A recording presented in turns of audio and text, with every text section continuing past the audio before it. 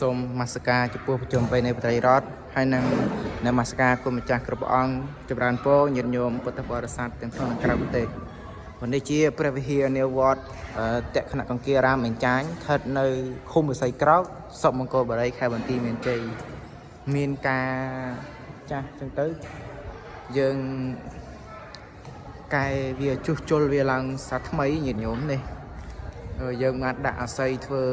អន្ទាដើម្បីយើងឡើងបោកនៅសំងនេះញាតិញោមសំងយើងបោកនៅសំងមិនឲ្យស្អាតដូចដើមពេលវិហារនេះមានយូរកាលណាស់មកហើយទៅក៏មានការប្រេះស្រុតចឹងទៅយើងត្រូវតែវាយកន្លែងប្រេះចឹងយើងដាក់សំងធ្វើសាថ្មីចឹងទៅញាតិញោមនេះជាអន្ទាធ្វើពីអាស័យញាតិញោមយើងឡើងទៅបោកវាឲ្យស្អាតដូចដើមវិញទស្សនាញាតិញោម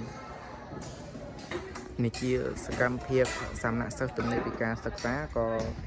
ជួយយកគ្រឿងយកគ្រឿងទៅដាក់នៅខាងលើបង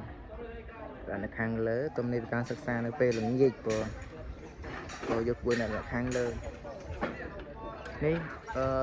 នៅខាងក្រៅព្រះវិហារយើងបងខាងក្រៅព្រះវិហារយើងកំពុងតែបោកនៅសំងដែរបងដូចខាងក្នុងដែរ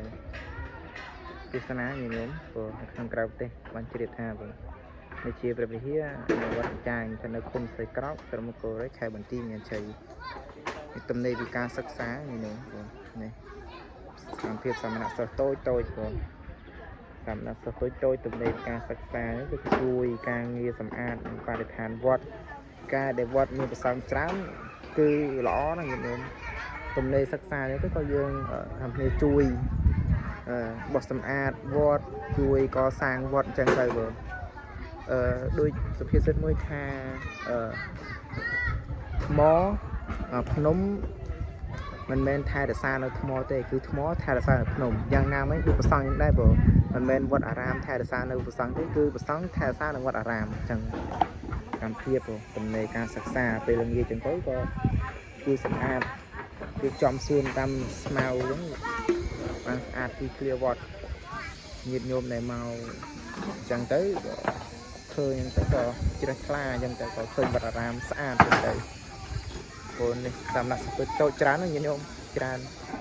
90អង្គបង90អង្គញាតិញោមទំនេរការសិក្សាបងញាតិញោមស្កាប់គេថាសាមគ្គីគ្នាបងសាមគ្គីគ្នាសាមគ្គីណាំងកប៉ៅសខោបងថាសាមគ្គីគ្នាគឺមានភាពការល្អប្រសើរខាងលើដល់ខាងក្រោម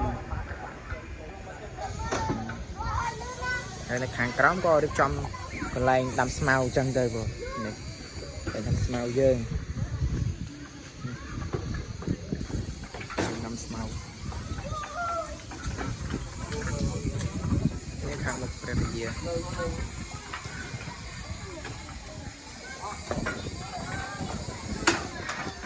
ខាងលើនៅខាងលើព្រះវិហារបងខាងប្រវល់លើព្រះវិហារហើយទំនេរពីការសិក្សាក៏ជាតិជួយវត្តអារាមល្អ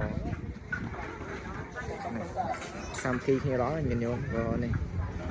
ដោយការចាក់ដីការហុចក្បឿងក៏មានភាពសាមគ្គីគ្នាតគ្នា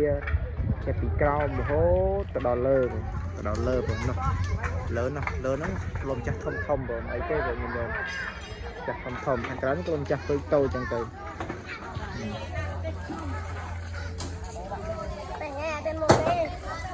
នោះសាលាពុទ្ធកៈទៅសាលាពុទ្ធកៈ